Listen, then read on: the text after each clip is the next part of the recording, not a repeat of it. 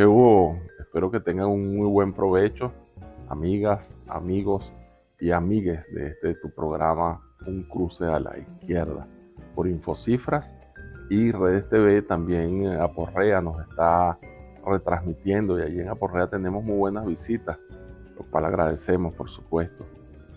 Y tenemos un invitado de lujo hoy, como la mayoría de los invitados, o yo diría que todos los que hemos tenido. Manuel Sutherland, economista que ha estado muy presente en los medios de comunicación, polémico, firme en sus convicciones y que se ha ido erigiendo como una de las voces críticas más importantes del país. Manuel, recientemente conocimos un documento que entregaste a Provea con un análisis de la situación política y un conjunto de propuestas. ¿Nos puedes hablar un poco sobre eso para que después profundicemos sobre otros asuntos?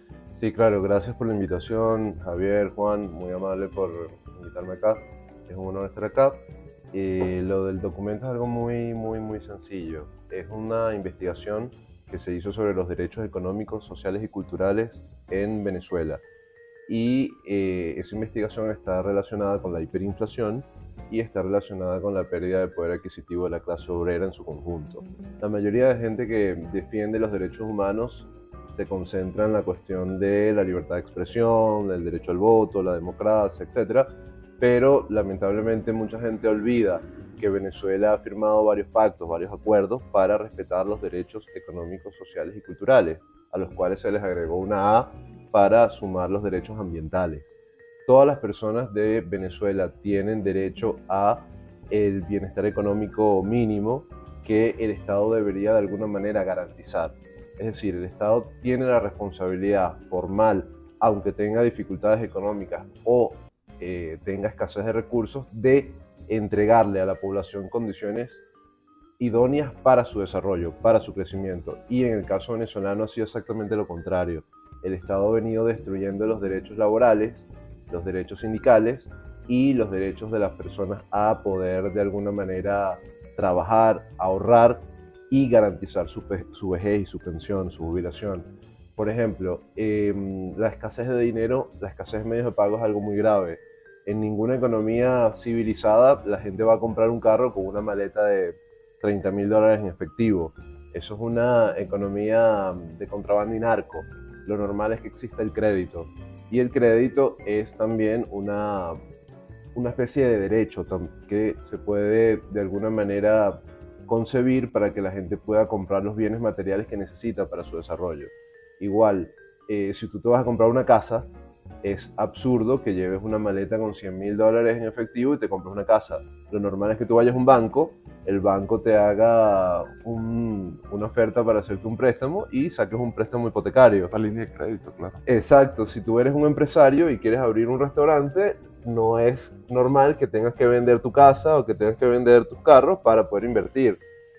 Lo normal es que, como en cualquier país del mundo civilizado, tú vayas al banco y pidas un crédito y ese crédito se te otorgue. Si tú eres una señora costurera, por ejemplo, y quieres tejer manteles, cualquier banco en cualquier parte del mundo te puede dar un préstamo. En Venezuela no. Entonces, como la mayoría de las personas invierte de su propio capital o gasta de su propio capital, le suceden dos cosas. Uno, se descapitaliza completamente. Dos, tiene que financiarse a través de precios. Entonces los precios en Venezuela son muy caros, son muy elevados.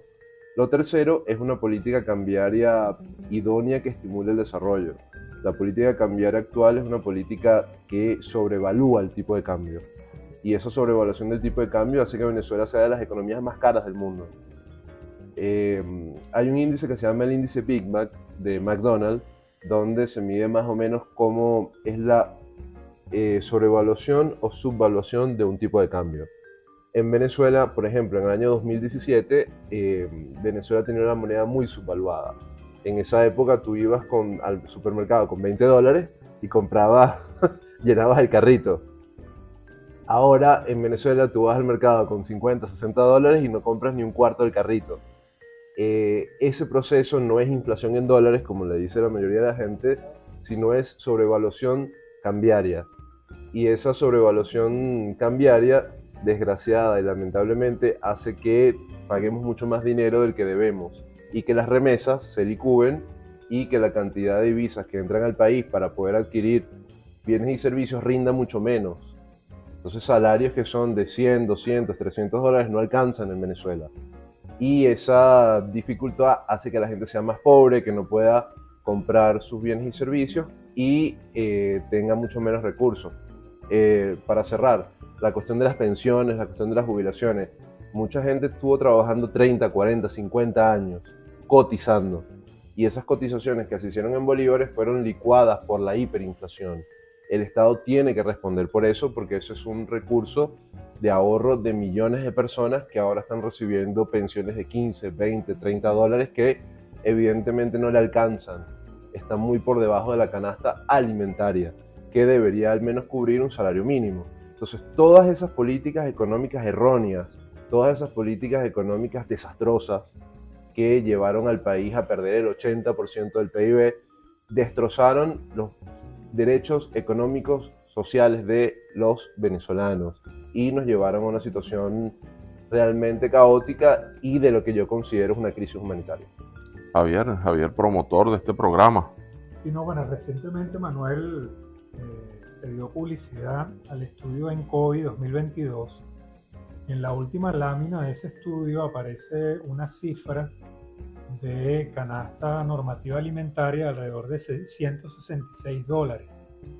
Al mismo tiempo, en ese estudio se hace un análisis de la desigualdad de los deciles de ingreso y llama la atención que los deciles promedio de ingreso que pudiesen cubrir la canasta normativa alimentaria son solo los deciles 8, 9 y 10, es decir, del 8 hasta el 1. Con el ingreso promedio que tienen es imposible que puedan acceder a la canasta normativa alimentaria. Entonces eso genera un estado de vulnerabilidad social agudo, profundo en la sociedad venezolana, que es parte de lo que tú estás haciendo en tu investigación, y me llama mucho la atención que, vamos a decir, por diseño, conceptualmente la Constitución Nacional habla de un Estado democrático y social de derecho y justicia que tiene como finalidad fundamental lograr esa justicia material que cada vez está más lejana. Entonces, ¿qué perspectivas le ves tú a eso, dado que hay toda una propaganda muy optimista de que Venezuela se arregló, pero cuando uno analiza datos más o menos serios, de encuestadoras serias, investigaciones serias, se da cuenta que estamos aún muy, muy lejos de recuperar cifras más o menos aceptables de salario y de condiciones de vida? Sí, bueno, ahí lo que dices tiene como 60 aristas muy interesantes, ¿no? Voy a abarcar 4 solamente. Lo primero, la crisis venezolana se puede medir numéricamente como la caída del PIB entre el 2013 y 2020. Estamos hablando de una caída de 80%, más o menos. Eso significa que sería la tercera peor crisis en la historia del capitalismo. O sea, no estamos hablando de cualquier cosa, solamente detrás de Liberia y Kuwait, por las invasiones y la guerra civil que hubo en esos países. Lo segundo es que Venezuela puede ser el tercer o cuarto país más desigual del planeta, solamente por detrás de 3, 4 países africanos, ¿no? Venezuela tiene un coeficiente de Gini de 0,60, que es el más alto de América Latina, superando muy largo al de Brasil, que era 0,53, y estamos hablando que si revisamos la cifra que mide la distribución del PIB entre empresarios y obreros, es decir, entre excedente de explotación y remuneración de empleados obreros, nos damos cuenta que de 2014 hasta 2017, la última cifra disponible hoy día, el 75% del ingreso la apropia la clase capitalista y solamente el 25% la apropia la clase obrera, cuando en 1999 era 50-50. Fíjate Por que ejemplo, hablando de eso, Manuel, ayer la desigualdad es atroz. estábamos viendo un poco las estadísticas de un libro muy famoso del debate político y económico venezolano que se llama Venezuela, una ilusión de armonía, Sí. de Naín y Piñango.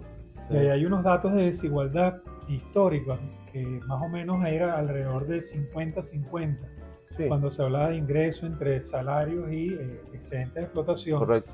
Y lo máximo que llegó en un momento fue 40-60. O sea, Y en cambio hoy estamos hablando de 75. 30, 25, 75. 75-25. Ok, estamos hablando de una cuestión que era inédita en la propia historia de la Venezuela petrolera, Correcto. redistributiva, etcétera, etcétera. De hecho, en países europeos, donde, digamos, la gente aprecia que hay riqueza en grandes cantidades, la distribución del ingreso es al revés.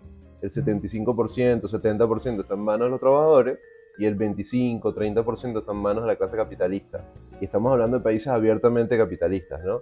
Entonces, el proceso de distribución del ingreso ha sido tan regresivo que estamos viendo las diferencias brutales en cuanto a lo que salimos a la calle, en el plano anecdótico, ¿no?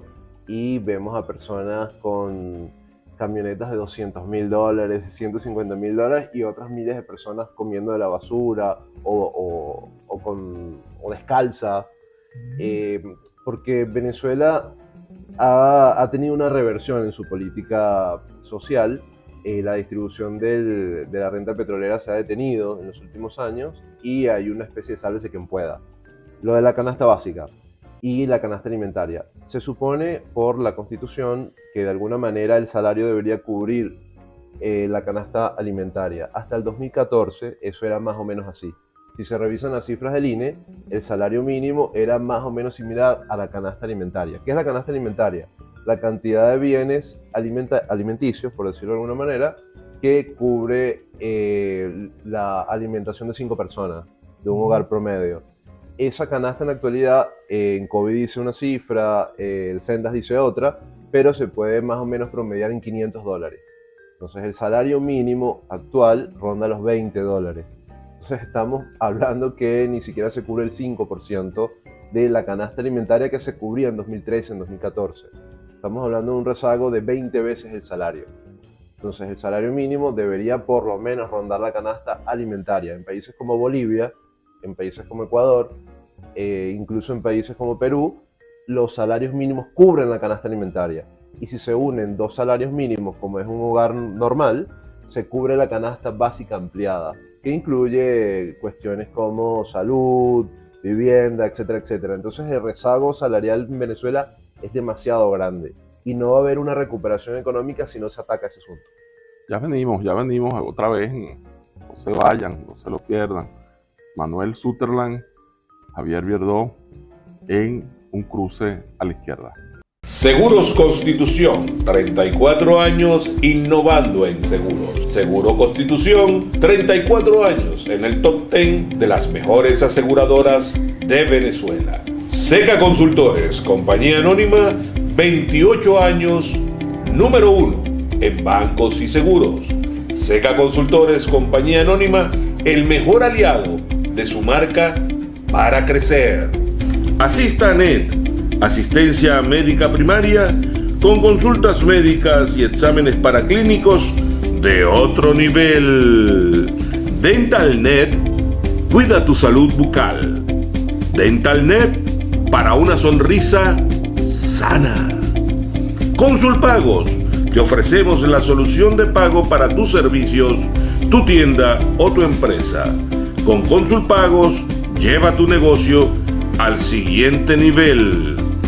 Net Asistencia, 24 horas a tu servicio. Las grúas de Net Asistencia te acompañan y te asisten cuando más lo necesitas.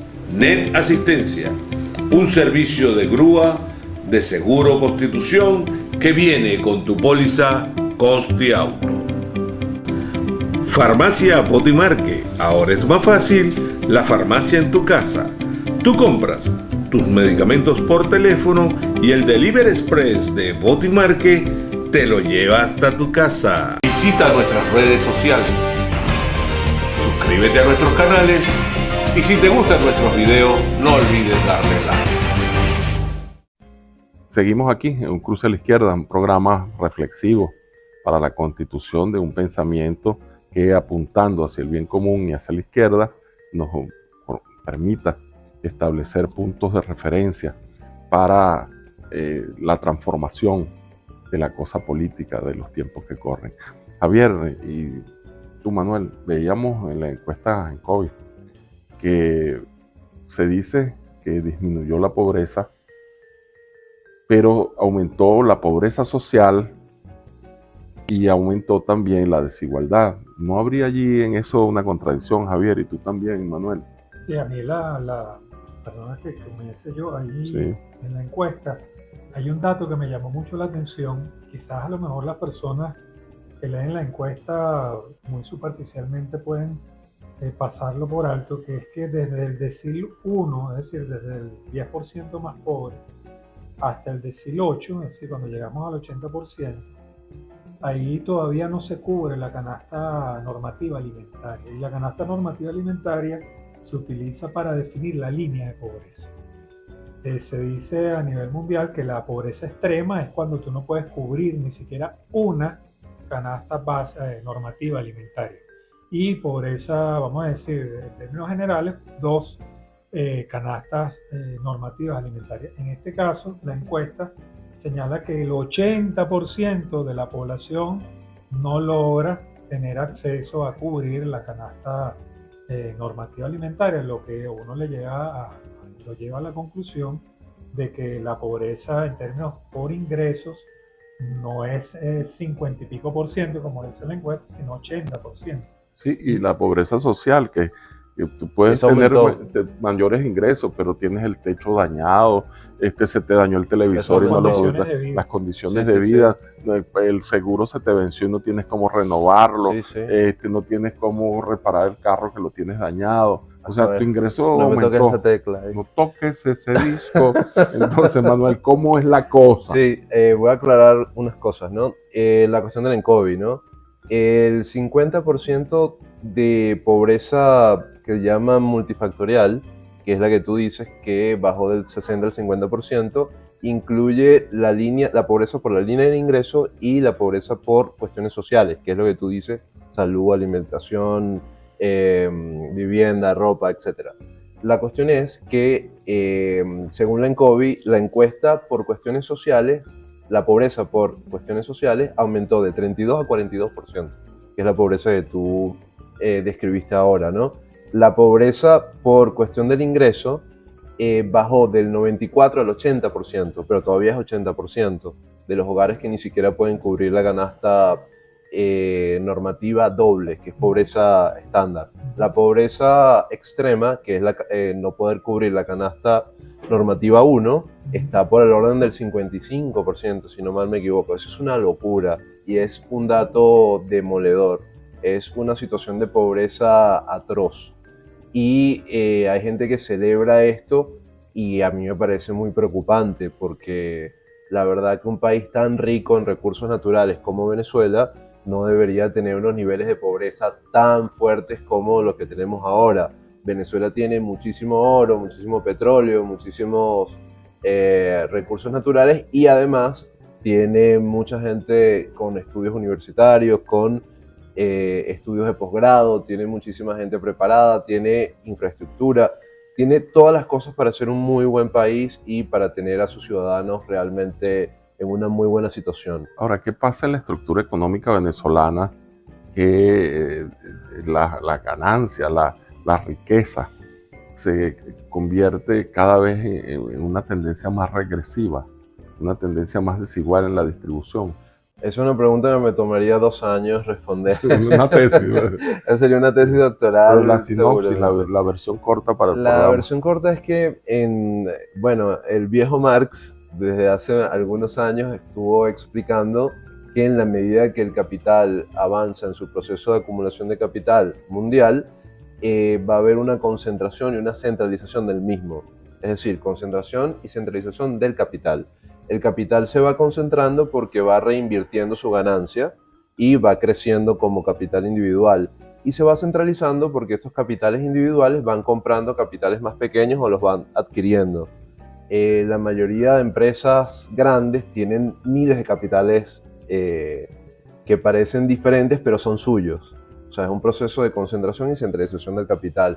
Hay un proceso de ruina de la pequeña burguesía, de ruina de los pequeños comercios, de los pequeños productores, y hay una proletarización constante y continua de la población. Hay gente que dice, bueno, pero yo no veo eso porque ahorita hay más emprendedores y tal. bueno, eso es una explicación interesante, pero los grandes países poblados como India, como China, pasaron de tener 800 millones de campesinos y 50 millones de obreros a tener 500 millones de obreros, 600 millones de obreros, y son los talleres del mundo. Entonces, lo que quiero decir es que en la medida que el capital va avanzando, va concentrando la riqueza en pocas manos. Hay estadísticas de Oxfam que dicen que, por ejemplo, en Estados Unidos hay 3, 4, 5, 12 familias que tienen el equivalente en ingresos a 125 millones de personas. Estamos hablando de 12 familias. Tienen más ingresos que 125 millones de personas. Y estamos hablando de Estados Unidos, estamos hablando de Haití. Entonces, en esos procesos de desigualdad atroz, hay un estudio de Thomas Piketty, que tiene el libro El Capital en el siglo XXI, un libro maravilloso, muy interesante. No es marxista, pero es muy bueno, y que podríamos trabajar un día para ahondar ese tema.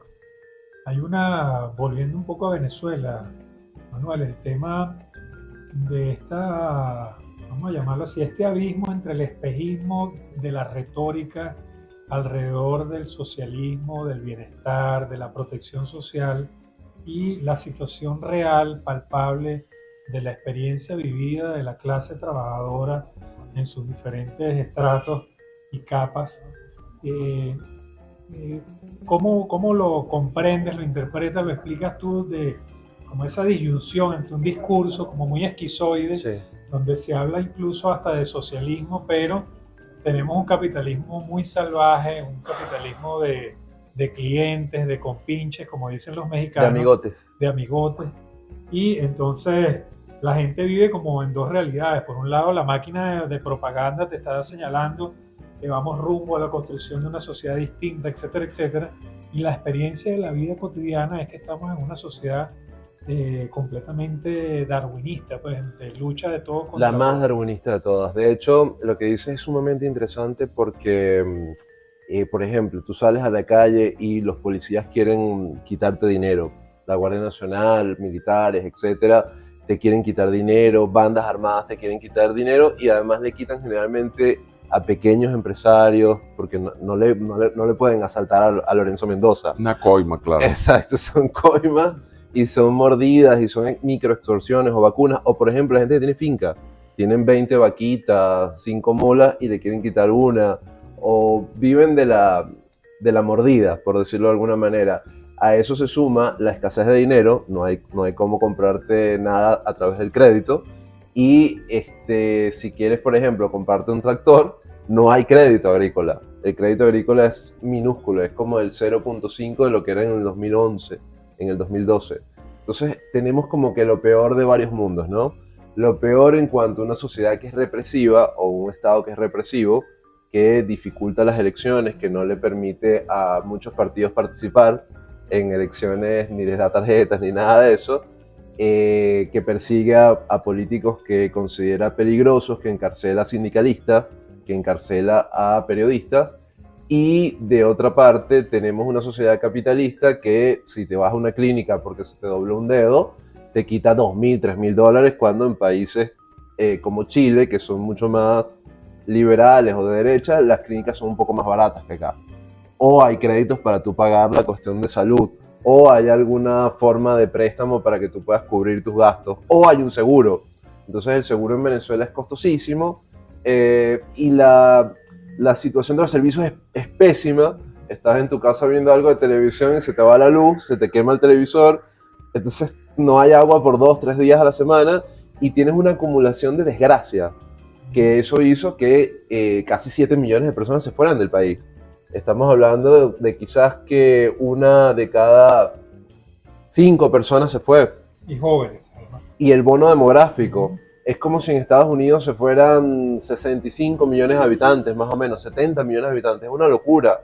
El movimiento migratorio venezolano puede ser quizás el más fuerte del mundo, incluso superando a Siria, que tuvo una guerra devastadora, totalmente criminal. Entonces, todo eso hace que vivir en Venezuela sea muy difícil y que la lucha sea muy cuesta arriba. Tú tienes un concepto, Manuel, que de alguna manera es la metáfora, refleja lo que es la economía de puerto venezolano, que es lo que tú llamas la economía del bodegón. Bodegonera, sí. Y tienes unos artículos que has publicado sobre esto. Hemos trabajado con la Universidad de Oslo, con la doctora Benedikt Bull, que tú conociste. Ella es una extraordinaria investigadora, muy seria, y hemos hecho estudios de campo, estudios sobre los empleados públicos, sobre las pymes y sobre los bodegones. En el estudio de bodegones nos dimos cuenta el auge tremendo de la cantidad de bodegones que hubo hace unos 2-3 años como respuesta a la escasez de 2015-2016 y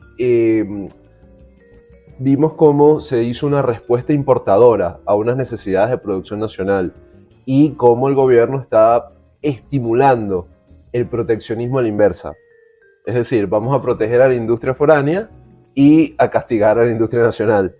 Proteger a la industria foránea, ¿cómo? Quitándole aranceles, quitándole tributos, eximiéndole de muchos impuestos, como, por ejemplo, si tú tienes un bodegón, tú puedes importar 5.000 litros de Nutella y la Nutella te viene door to door desde Miami y no pagas nacionalización. Una locura. Y al empresario nacional le ponen un montón de impuestos, un montón de trabas, más las vacunas, más las extorsiones, etc. Lo otro, la sobrevaluación del tipo de cambio. Cuando el tipo de cambio está muy sobrevaluado, importar es más barato que producir a lo interno y el tipo de cambio pierde competitividad, las empresas pierden competitividad y lo nacional se sustituye por lo importado. Fíjate que en Argentina, Juan, cuando se aplicaron los programas de ajuste ortodoxo durante las dictaduras en los años 70, ahí se hablaba de dos fenómenos asociados a la política económica monetarista ortodoxa, que era la desindustrialización de lo que había, que Argentina tuvo una industrialización importante en el contexto de América Latina, y la reprimarización de la economía, el extractivismo. En el caso venezolano se están dando también unos fenómenos, y además la economía importadora, comercial importadora. Se están dando unos casos bien particulares, que lo hablamos en otra entrevista, que es este tema del discurso postpetrolero y postrentista, y hacia dónde va la actividad económica entonces en Venezuela. ¿Cómo ves tú las perspectivas de la agricultura, de la agroindustria, de la industrialización, incluso hay un concepto tuyo, Manuel, que tú manejas mucho, no sé si es solo tuyo, si es de un grupo de investigadores, creo que es de un grupo de investigación sobre la población obrera degradada, la degradación de la clase trabajadora en términos de capacidades técnicas, intelectuales, habilidades, destrezas. Me gustaría que hablaras un poco de eso porque también el tema educativo, la relación educación-trabajo es muy importante para recuperar la economía y la productividad y la producción del país. Vamos a regresar con tu respuesta, Manuel, en este corte donde identificamos el medio y por supuesto cumplimos con los anunciantes y regresamos con Javier Verdió, Manuel Sutherland y este servidor Juan Barreto. Seguros Constitución, 34 años innovando en seguros. Seguro Constitución, 34 años en el top 10 de las mejores aseguradoras de Venezuela. Seca Consultores, compañía anónima, 28 años, número 1 en bancos y seguros. Seca Consultores, compañía anónima, el mejor aliado de su marca para crecer. Asistanet, asistencia médica primaria con consultas médicas y exámenes paraclínicos de otro nivel.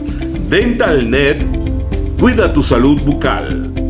DentalNet, para una sonrisa sana. Consulpagos, te ofrecemos la solución de pago para tus servicios, tu tienda o tu empresa. Con Consulpagos, lleva tu negocio al siguiente nivel. Net Asistencia, 24 horas a tu servicio. Las grúas de Net Asistencia te acompañan y te asisten cuando más lo necesitas. Net Asistencia, un servicio de grúa de Seguro Constitución que viene con tu póliza Constiauto. Farmacia Botimarque, ahora es más fácil la farmacia en tu casa. Tú compras tus medicamentos por teléfono y el Delivery Express de Botimarque te lo lleva hasta tu casa. Visita nuestras redes sociales, suscríbete a nuestros canales y si te gustan nuestros videos, no olvides darle like. Manuel, tienes la palabra. Javier te dejó una pregunta que es un paquete. Sí, es tremendo, la verdad. Lo que voy a hacer es como un micro resumen de eso, ¿no? El problema de la economía bodegonera, por decirlo así, que es la que estimula la importación, estimula la economía de puerto, es que genera muy pocos empleos formales, genera muy pocos empleos productivos donde se haya transformación de materia prima y donde se pueda desarrollar empleos donde las personas produzcan algo. Entonces ahí ensarto lo que tú venías comentando al final, que es una degradación de la subjetividad productiva del trabajador. En vez de las personas estar trabajando para producir este vaso con procedimientos químicos, máquinas, etcétera, etcétera, lo que hacen es hacer una solicitud por internet, mándame 2 millones de vasos y pones a una persona a venderlo, que no conoce cómo se hizo el vaso ni nada de eso. Entonces, claro, esa economía bodegonera es una economía que tiene dolientes. Hay grandes empresas que están apropiándose de la renta petrolera de manera muy barata. En cuanto tú abaratas el dólar, la gente que recibe o que puede tener muchos bolívares puede comprar más dólares. Voy a poner un ejemplo extremo. En el 2011, por ejemplo, PDVSA ingresó casi 100.000 millones de dólares. Casi 100.000 millones de dólares es el equivalente a un plan Marshall con que se reconstruyó Europa en el 45, a partir del 45.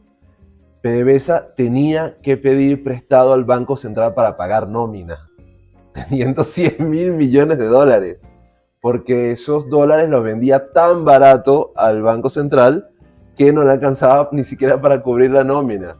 Entonces, eso hace que la gente con muchos bolívares pueda privatizar la renta mucho más rápido, pueda apropiarse de la renta mucho más rápido, y eso lo estamos viviendo en esta Venezuela con la diferencia que la renta es muy baja. Entonces, por eso... menor. Exacto, es cada vez menor, es muy, muy baja, y por eso la situación de escasez y de pobreza se ve de manera tan dura. Antes la gente más humilde tenía una antena DirecTV, por ejemplo, o la gente muy pobre podía comprarse una moto, que ahorita cuesta $1.200, que es mucho más caro. Entonces, insisto, tenemos lo peor de dos mundos. ¿Cómo podemos eliminar eso? Primero hay que cambiar la política monetaria, ¿no? Política cambiaria, etcétera, etcétera. Y hay que hacer como 10 medidas más, pero eso lo diremos al final. Lo que sí es que la educación es muy importante en eso. Hay que invertir mucho menos en policías, en represión y en ejército, y mucho más en investigación, desarrollo y educación. La mayoría de personas en Venezuela que quieran estudiar deben tener acceso a la educación pública, a la salud pública como mínimo, y deberían poder formarse con una educación de calidad para que puedan empezar a desarrollar su subjetividad productiva, expanderla y poder salir de la pobreza. Manuel, el gobierno se plantea salir del déficit de industrialización por la vía de dos leyes, la ley antibloqueo y la ley de zonas económicas especiales, dando garantías y creando condiciones especialísimas para, según sus cálculos, sus previsiones, y yo diría más bien sus deseos, atraer al capital internacional y crear una zona, unos bolsones de desarrollo parecidos tal vez a los que en algún momento se pensaron y se desarrollaron en Singapur y en algunos países asiáticos, mientras que en América Latina las zonas económicas especiales vienen más bien en retroceso. En México, en Uruguay, etcétera, la propia Argentina se han criticado de esas zonas económicas y se han reformado las leyes, se han ajustado a otras visiones. ¿Cuál es tu criterio sobre estos dos instrumentos? Sí, bueno, vuelven a hacerme preguntas muy difíciles. Yo la verdad que estaba esperando una pregunta más sencilla, pero bueno, qué decepción. La cuestión de las zonas económicas especiales es muy espinosa, ¿no? Las zonas económicas especiales tienen, digamos, su origen más comúnmente aceptado en Irlanda. apertura de zonas fronterizas para que mercancías puedan entrar por esas vías y no pagar impuestos, ¿no? Eso es como la primera zona económica especial formal. Luego, en América Latina tiene un antecedente muy importante que son los braceros del norte de México y las maquilas que se establecieron ahí para poder vender a Estados Unidos mercancías hechas por trabajadores que no tenían las libertades sindicales ni los derechos laborales que tenían otros obreros en México. El problema de las zonas económicas especiales en todas partes del mundo, hay como 5.000 zonas, es que ofrecen garantías demasiado lesivas al interés nacional y demasiado ventajosas para el capital internacional. Por ejemplo, hay prerrogativas tributarias muy fuertes, hay ventajas muy fuertes en la cuestión ambiental, hay ventajas muy fuertes en la cuestión laboral. Es decir, en muchas de esas zonas económicas especiales, la clase obrera no tiene derechos sindicales y no tiene derecho a contrato colectivo y no tiene derecho a salario mínimo. Entonces, todas esas cosas hacen que las zonas económicas especiales no sean el mecanismo idóneo para el desarrollo nacional. Más aún, las zonas económicas especiales pueden ser un potenciador de la corrupción, porque muchas empresas que no van a exportar nada se pueden meter falsamente en las zonas económicas especiales y dejar de pagar impuestos y desviar tributos y hacer un montón de cosas. Lo de la ley antibloqueo es un adefesio jurídico impresionante. Eso no lo digo yo fundamentalmente, lo dicen varios abogados especialistas en eso, y otorga ventajas jurídicas excesivas y castigos extremos para las personas que averiguan quiénes son los que están invirtiendo. Se impone el secretismo administrativo. Exactamente, y te pueden dar hasta 7 años. El papel de la Contraloría y de la Asamblea Nacional. Exacto, y si por ejemplo tú como periodista dices, mira, estas personas privatizaron Abastos Bicentenario y le pagaron 5 bolívares, te pueden dar hasta 7 años por decir la verdad y por averiguar la verdad. Entonces todo eso es una situación muy grave y yo no estoy a favor de esas normas. Bueno, Manuel, hay un debate que nos han planteado en este programa ya en los comentarios, que nos señalan, bueno, muy bien, ustedes están planteando una suerte de debate de cruce a la izquierda, pero es importante que hagan también una autocrítica sobre lo que se ha hecho mal en estos últimos 20 años, ¿no? Y tú has sido muy prolífico en la escritura de la detección de los errores fundamentales que para ti son centrales en la política económica tanto del periodo Chávez como del periodo Maduro. Entre ellos el tema del anclaje cambiario, que es una de las políticas para ti más desastrosas y con efectos muy perniciosos para el desarrollo de una economía productiva en el país. No sé si te estoy interpretando bien. Perfectamente. Entonces me gustaría un poco que nos dieras tu visión sobre esto, sobre por qué el anclaje cambiario hace tanto daño en un país rentista y quiénes se benefician más de un anclaje cambiario, porque pareciera que demagógicamente favorece a todo el pueblo, pero sí, no es así. Bueno, esta pregunta, aparte de ser difícil, me mete en problemas. Esto me decepciona doblemente. A ver, la cuestión de la sobrevaluación del tipo de cambio, es decir, que los dólares sean muy baratos, por ponerlo en una manera más sencilla, es de un estudio de la economía más o menos reciente. Tendrá 60, 70 años y es algo que no se conoce mucho, ¿no? Y la forma en la cual se expresó esto en un proceso nacional de acumulación de capital de la manera, por decirlo así, más prístina, fue en lo que se llama la enfermedad holandesa. En Holanda, en los años 60, 50, se descubrieron un montón de reservas de gas natural. Holanda ya era un país industrializado, con alto bienestar, y al descubrir esos reservorios empezó a explotarse ese gas natural, a exportarse, y empezaron a llegar muchas divisas. Eso hizo que Holanda tuviera un superávit de exportación muy grande, muy bueno, parecido a lo que sucede con Venezuela cuando sube el petróleo, pero eso hizo que el florín, su moneda en esa época, se apreciara. Y cuando hay una apreciación de la moneda actual, es decir, que compra más divisas que antes, la gente tiende a importar más. Entonces empezaron a importar primero botellas de champán, más botellas de coñac. Artículo de primera necesidad, pues, caviar, ese tipo de cosas. De la dieta Caviar, básica, la exacto. cesta alimentaria de los ricos. Le foie gras, todas esas cosas, ¿no?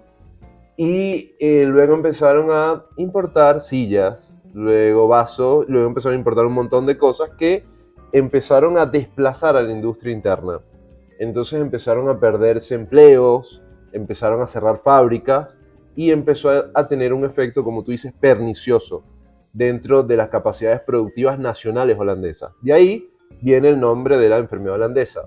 En Venezuela, Asdrúbal Batista trabajó el tema de la economía política del rentismo y explicó que en la medida que las divisas van ingresando al país, el país no tiene cómo absorberlas. Y como no tiene cómo absorberlas, hay un sobregasto.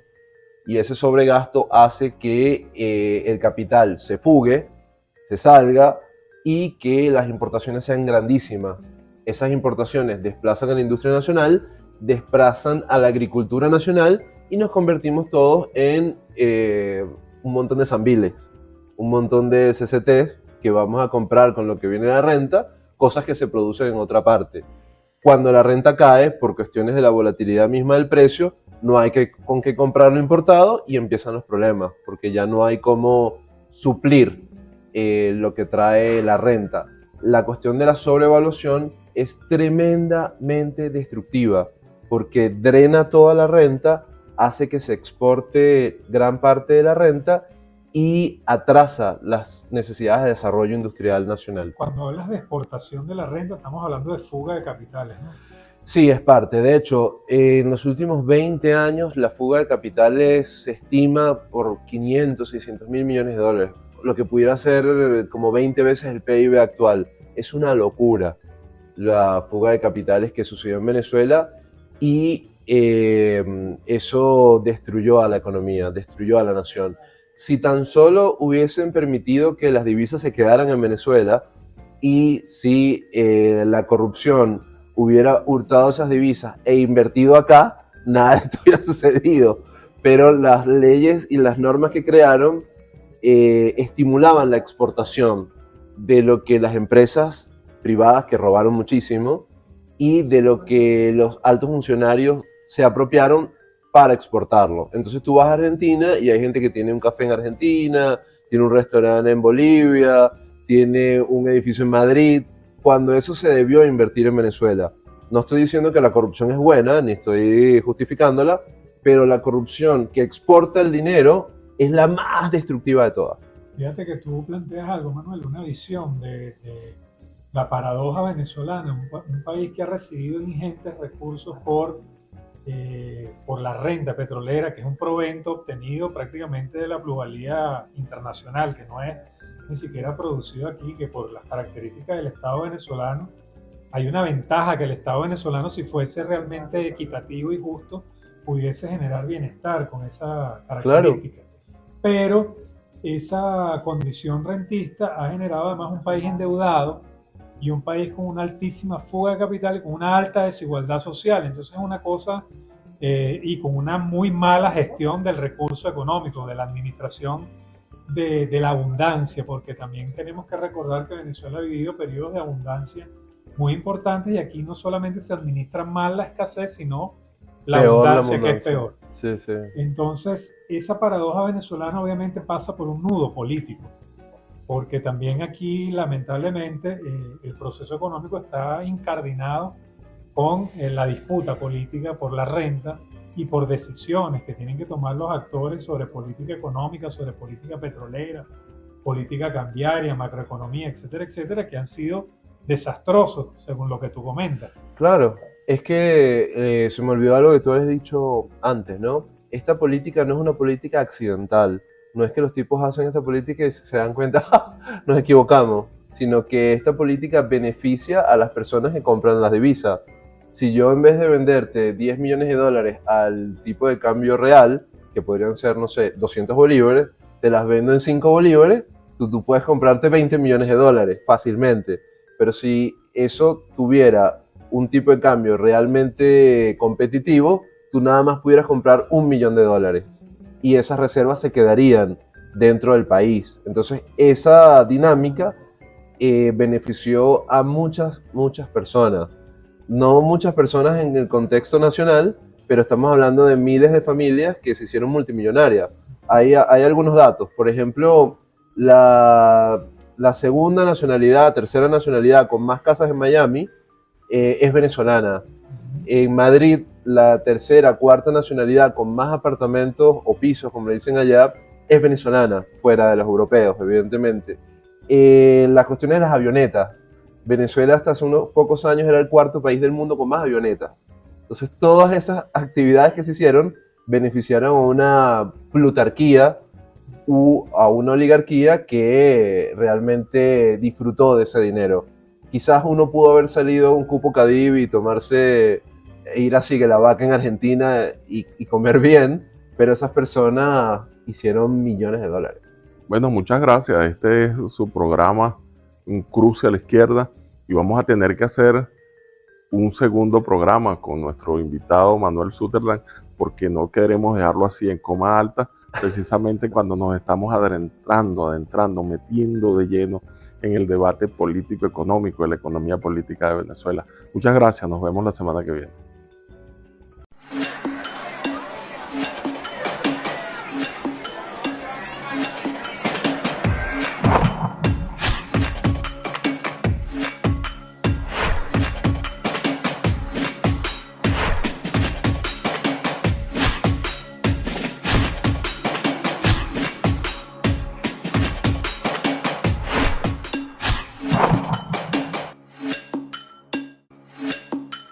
Seguros Constitución, 34 años innovando en seguros. Seguro Constitución, 34 años en el top 10 de las mejores aseguradoras de Venezuela. Seca Consultores, compañía anónima, 28 años, número 1 en bancos y seguros.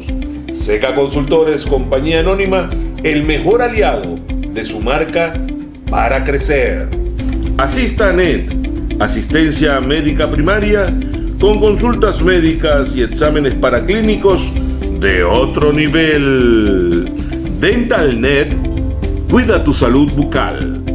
DentalNet, para una sonrisa sana.